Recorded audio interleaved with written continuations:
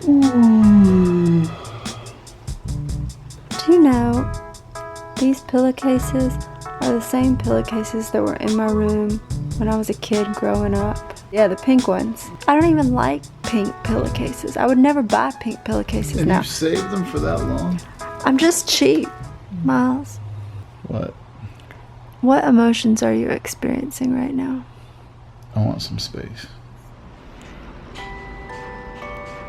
If I look like a dead person, it's because I feel like a dead person. Been up since 2:30 this morning. I had such a bad migraine I couldn't sleep anymore. And because we live in a studio, that means Miles has also been up since 2:30. Not running on a full tank. We're both in grump-tastic moods, but we still got a lot to do. Such as laundry. Oh God. How are you feeling? Well, we have a shoot tomorrow and we gotta get ready. So we gotta do the vlog too. Gotta edit yesterday's vlog to post today. No food in the house, so I gotta go out in that. But the taco place I want doesn't open until 11. Guess what time it is? Taco time? Taco time. You do not want any tacos. Promise. I need a hard confirm. All right. Tacos, tacos, tacos. Here I come for you. I'm gonna get some tacos, cause that's just how I do.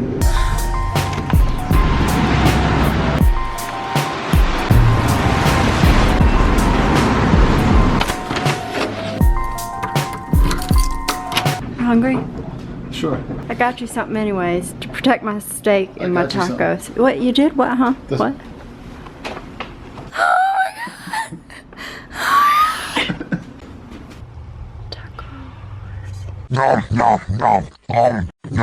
Okay, here's where we're at. Just finished editing footage that we shot from yesterday. Released that vlog. As a little reminder, I've been awake since 2:30 a.m. It is currently 2:05. We've just sped past the danger zone and into straight up zombie territory now. So tomorrow we're filming for our little web series, The Big Hearted Hustler Show, aka the BHH Show. This is where we basically stalk a founder, an entrepreneur, a changemaker in San Francisco, go to where they work and try to learn from them. So right now we gotta write all the interview questions down, get the shoot plan, gear together. Yeah.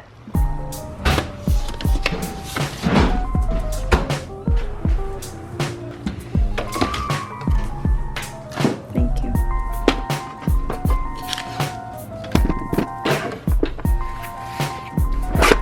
I always like a paper copy of my shoot plan.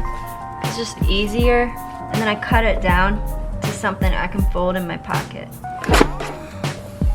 There's so many thoughts going on when you're on location for a shoot. It's so easy to forget one of the many things you need to remember. You only get one shot, so having a checklist to double check everything is so worth it. 11 inches, 5.5. My bad. Character? Okay, now I'm gonna write the question cards for the interviews. I like to use handwritten cards because it gives it like an authentic feel, something different from that stiff, sticky interview tone. And it's also just a visual element that'll help break up somebody that's just talking.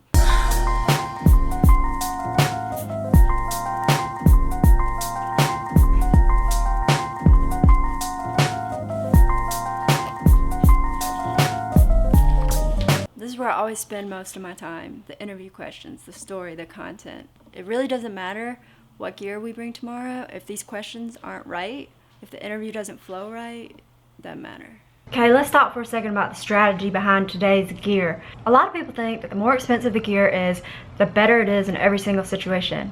No. Let me tell you about gear from the little bit I've learned in the years I've been shooting. The gear you use depends on what you need to do with it. Tomorrow we're filming for 1 hour only for something that we want to release hopefully the next day. Everything's got to go really fast, and the most important thing we need to focus on is story. If we wanted the best quality sound possible, we would bring this heavy C-stand, pack it in that big bag. Then we have to set up this cable, put it on that pole, add that little attachment. Bring this microphone. It's inside. Use a separate audio recorder.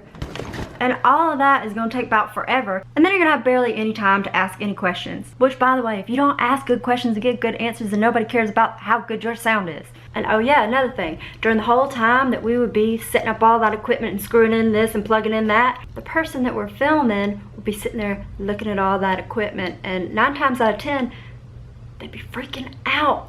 In my experience, the degree of anxiety that your film subject has is directly proportional to the amount of gear that you bring and how long they are exposed to you setting up that gear.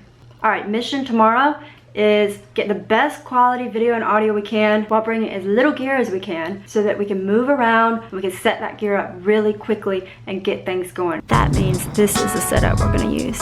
A Rode shotgun mic, gonna plug it right into the DSLR and then try to get it as close to the subject as possible and still keep them looking good. You ready to pack? Yeah. How's this look? Oh, I like how he's strapped in there. I'm packing.